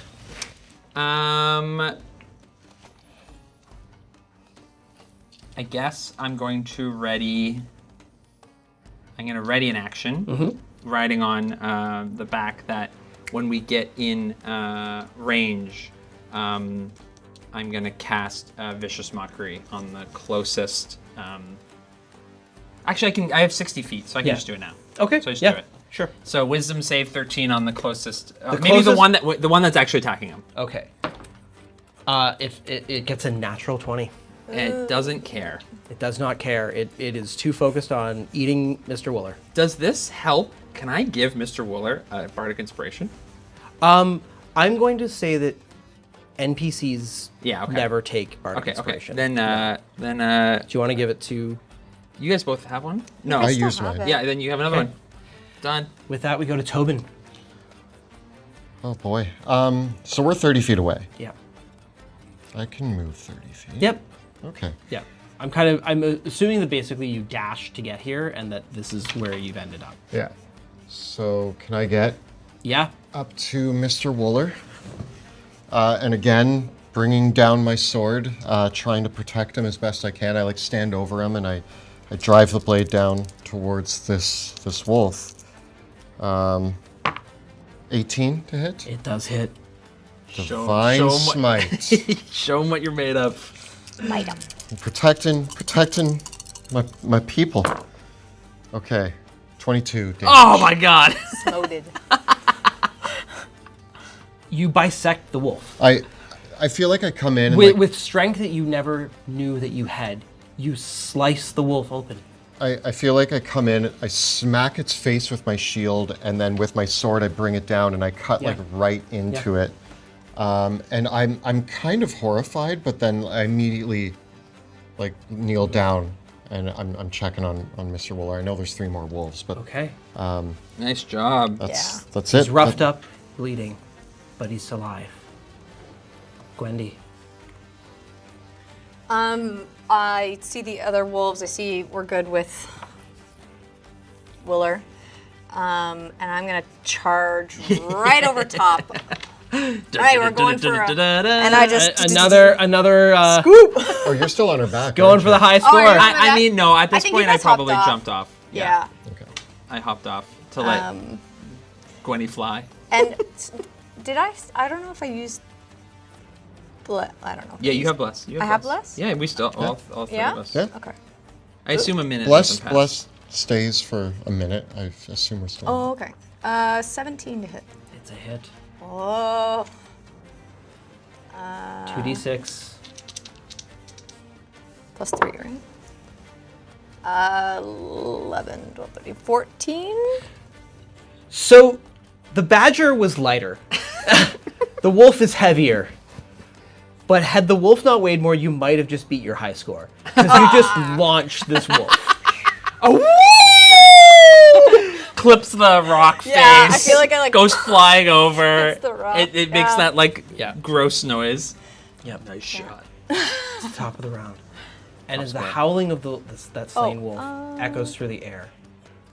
Wait. Bonus action. Do I have any non-magic bonus actions? Hold on. No, I'm good. Never mind. Sorry. Okay. There is another howl in the air. Lower, deeper, sinister, that echoes out in the moonlight. Ooh! Do it with me. Ooh! As something steps forward. A massive wolf with a spiraling pattern in its fur, like something out of a nightmare. Its eyes red and raging, steps forward.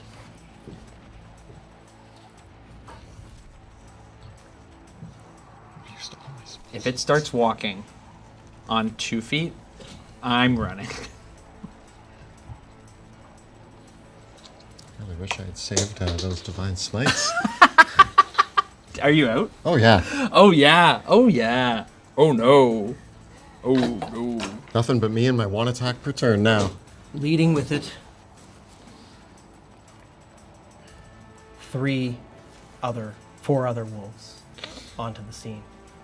And as they howl together in unison, woo! Gwendy, what do you know about a night wolf?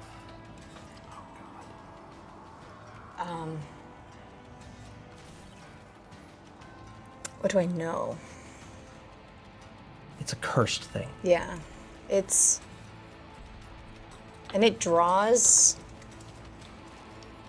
wolf packs like together.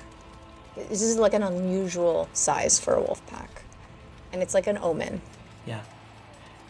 A night wolf isn't a real wolf. It is the manifestation. It is a spirit of hunger. It is a spirit of desperation. It is something that appears amongst wolves. In a weird way, it's like something that Nimue does send to help them, but it's twisted. It means that something has gone wrong. And this beast howls and races forward. So it's starting on the edge of the map, and it has to dash, but it dashes all the way up to Tobin. And the other wolves, they all dash. And these 2 wolves, emboldened by the appearance of the night wolf, this one's going to come up to Tobin, and this one, actually, it's going to come up to Tobin, and this one's going to come up to you, Gwendy, and you both get attacked. Gwendy, I get a 2 on the dice. Tobin, I get a 17 to hit. Sorry. AC's 18. Oh, with the new armor. With the new armor. There it is. So we go back to the top of the round with Ernest. I hope you're glad you guys didn't split the party. Kind of. For reals. Sheep die. Sheep die all the time. Lambs die. I wish I'd saved my divine smites. That's for sure. You'll learn. But it was just so You cool better. to save. I just thought they were regular old wolves here. Was not ready for the scary wolf. I'm gonna try Should know to vicious mockery the night wolf. The night wolf? You got weird I get an 18. teeth. It does nothing. It does not. It is not having it. It is not having it at all. Anything else, Ernest? Nope. Tobin. I stick by goat. I'm gonna move me just closer to goat because I'm gonna stay by his side. I turn and holding up my shield and my sword, I'm like, You won't be feeding tonight, wolf. I say, but I'm trembling as I say it. You got this. I'm gonna take a swing at it. 19. It's a hit. All right. We are just doing regular old damage. 10 damage. It's huge. Your blade cuts into it, but it's almost like its body is even made of dreams and shadow. But there is bite to it as it cuts into the night wolf. All right. Gwendy. As by bonus action, turn back into Gwendy. Okay.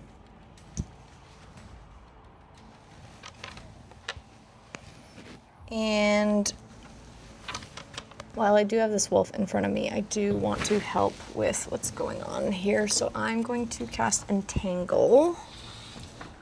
I believe if you want to get these ones, you could. Yeah. But not the night wolf. if That's you want- okay. if you Yeah, wanna get I'll all do. four I of want to them. like Okay. reduce the amount of I wolves. don't know where it around. went, but oh, there it is. There's the 20-foot. Yeah. Okay. Yeah. Yeah. You wanna I'll let you get the pack. Okay. This one, entangled. Not entangled. Not entangled. Not entangled. Actually, only one of them gets caught in the entangled. Oh boy. Okay. Sorry. Nice try. Nice try. That was good. That was good. Yep. Yep. But one is caught, but and the other area is difficult ground. But that's it. I'm afraid. That's okay. It happens. Woo. Okay. This one races out. Comes up Stay away from goat. to you, Ernest. Ah! It's gonna leap up and attack you, Ernest. Okay. Getting a 12. Misses me. Ah! This one comes around to circle Tobin. Tobin, I think I've got 4 wolves on Tobin and 1 wolf. No! The- One of them was entangled. Oh yeah, that one was entangled. So, yeah, this one's gonna come around to Gwendy then. So 3 wolves. So 2 of the regular wolves. I get a 17. Yes. I get an 18, 18 hits. and the night wolf On you. gets a 22. Yeah, so, The night wolf does 8 damage, okay. and the other wolf does 5 damage, and you are knocked prone as the night wolf pulls you to the ground. And Gwendy, I get a 10 Nope. and a 16. Yep. That's going to be 5 points of damage, Okay. and I need a concentration check. Yeah.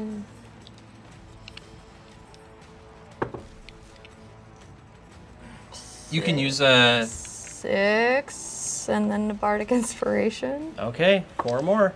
Yeah! Okay, the It stays entangle up. stays, the wolf stays trapped. Back to the top of the round with Ernest. Holy moly. Oh! Our farmer and Goat. Goat bites the wolf in front of you. Get him. He does deal damage to the wolf. And our farmer, he attacks one of the wolves that went after him. And he hits the wolf and deals damage. So these 2 wolves are bloodied. All right. As Mr. I can't remember his name. Wooler. Can't remember his own name. Mr. Wooler. In the heat of battle. You came quick, boy. Good timing. Thank me when we're out of this. Do you get opportunity attacks if you're prone? Like if Can Tobin's you make prone opportunity attacks when Yeah. prone? Yes, you just have disadvantage. and you're prone right now, Tobin. I was, yeah. He is I still am, prone. Yeah. Okay. I want to. I think there's still a moment. I still have a moment, so I'm gonna try. I'm gonna just stab this wolf, Okay, like right beside go for it. Goat. Getting a You do have bless, remember. heroic inspiration, like a 17, That hits. and for 5 damage. What does it feel like to kill a wolf? It doesn't feel great, but seeing Goat attack it, I just bring my knife down on top of it, and I find the side on the other side, and I can feel it kind of slump. And in the darkness, I try not to think about it. I can't see the blood, but I can feel that it's wet. And I just use the excitement to remove the knife. And with the wolf dead, I run over and stand behind this one. Okay. Goat will follow you. Come on, goat. We're doing great work. Tobin. I stand back up, and you said the one next to, like the normal wolf next to. It's the bloodied, treehouse. and the night wolf is damaged. I will attack the bloodied wolf. Okay. I figure less attacks on us, better. Yeah, I hit. It's 20 plus more. You race to you. I imagine you almost thrust your blade forward as you stand up into the wolf. Yeah. I don't think you can not kill it with the damage that you deal, but roll it anyways. Yeah, that it's going to be 5 Okay. plus 8. Nice. And do I have anything to do with my bonus action? Mr. Wooler seems like he's doing okay. Yes. Still have Bless active. Don't have any spell slots anyway, yeah. All You right. still have heroic, right? Still have heroic inspiration. if And you I need still it. have, yeah. Yep. Gwendy. No, when you use this. So, Gwendy, there's a burst from her, and she's like, leave! And she casts Thunder Wave. There it is. Yeah. Con saves. Yeah. I get a 7 and a 6. Oh yeah. So it's 2d8. There's a crash of thunder out in the night that resounds over Push 10 feet. What was that? Away. 10. 10 Thunder damage. damage. It shatters the eardrums of the wolves, and blood seeps out of their ears as they're not killed by it, but they're not coming back. But they also get pushed. They get 10 feet, yeah. Yeah, they get That's pushed back. huge. And I take my magical healing potion, because that's a bonus action. Yeah, right? it is. And I drink it. Okay, Smart, you drink the potion of healing. Yes, are we doing 2d4 plus 2? Yep. 2d4 plus Yep. 5. Okay. 5. Dude, awesome. The Awesome. wolves. These two wolves, wounded as they are, they actually withdraw. They're still hunters. They're not the type like animals will not throw their lives away like this. Nevertheless, and you technically did enough damage to kill them, but I feel like that's still cooler to phrase it that way. I don't want to kill They get launched and then Yeah. they just The yelp other off. wolf, it does not escape the entangle, so there's 2 wolves left. I think they're both going to go for Tobin. The smaller wolf, it only gets a 7, All and right. the night wolf brings its jaws down and gets a critical hit. And silvery barb. Oh! My last spell. I knew I was saving it for something important. I still get an 18 to hit for 8 damage on you, Tobin. All right. Girl of What are you- moonlight. What are you at? I am at 5 hit points. Okay, So had it been a crit, I probably would have gone down. nice. Well, I had to save it for something. I knew it was gonna matter. goat. Who do you give the advantage to? You. Okay. That's a good call. Yeah, I always Okay. forget that that's part of it. Goat and Mr. Mr. Wooler. Wooler. Goat and Mr. Wooler don't manage to land any hits. They're exhausted at this point. So we go over to Ernest.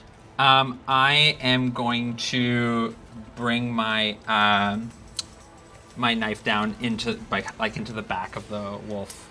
That's right behind Tobin. Getting, I miss. Just Sorry. I go for it. And that's my turn. Tobin. But I stand I have advantage. strong. Every time you go to hit, I think you're doing it with the loot. I'm like, not the loot! And then you're like, nice. It's my dagger. Also, don't you have True Strike? Isn't that free to... It's the same right now. yeah. Oh, it's the same until, right now. Until Okay. my charisma gets higher, then it'll be better. Okay. 14 plus... so 19. The night wolf bears down upon you, its fangs sinking into your body. You hit a desperate blow with the blade. Yeah, it's a very desperate fight. Like I'm not fighting with grace or style here. I am hacking away at it. Yeah. I do not have. I don't know why I'm rolling Pure 3 dice. but- instinct. Thunderwave was so cool. Okay, that was so 11 damage. How do you slay the night wolf? So I'm like wolf blood kind of all over me, and I'm hacking at this thing, and then it lunges at me, and I kind of like take my shield, and it almost pushes through my shield, and it's not a great kill. I basically take my sword, and as it's like pushing me over, I thrust it upwards Nice. into its throat as I like fall over, and it's like mouth is right there as it kind of like So slumps cool. over, and I'm just on the ground like panting and exhausted as well. As the night wolf falls, Gwendy, one last action, but the wolves are running. Gwendy, feeling like, The night wolf almost dissolves, like it was never here. and yeah, in that like removal of darkness, she feels this new connection, and she wild shapes into a white wolf and actually chases the other wolves away with a howl. You chase away the other wolves. What remains of the pack flees back into the forest as Mr. Wooler straightens himself, gathers together the bits of the flock, looks for the ones that are lost and that are fallen. As you race over to the tree where Petal was, you see what remains of Ramsey. The branch that Petal was standing on is broken, and there is no sign of the foal, no sign of the lamb. And that's where we'll end our story for today. We're doomed! I howl sadly at the moon. That's not good. It's awful. Ramsey, so brave. As in the morning, you arrive at the farm and help Mr. Wooler pile up the bodies of the slain wolves and the sheep. And you see the emaciated bodies of the wolves. And Mr. Wooler looks at you and says, "The damn poor things were starving." Big thank you to Joe, Jill, and Kelly for playing today. That was great. Big thank you to our Dungeon Master Monty Martin as well. The are you sure? Yeah. We weren't sure. And a big thank you as well to Kyle for all of his work behind the scenes. Thank you, Kyle. And a big thank you to all of you. All of our patrons especially. If you didn't know, we have an amazing Patreon community where you can get some amazing extras from the Dungeon Dudes by joining the community. You get access to our fantastic Discord server where you can see behind the scenes photos, see the session 0 from our campaign, as well as check out extra content created by us, including bonus actual plays, extra videos, and so much more. So if you enjoy the work that we do here on YouTube and you want to help support us creating more actual plays, exploring other systems even, check out our Patreon. Thank you so much for watching, and we will see you next time in the Silent Valley.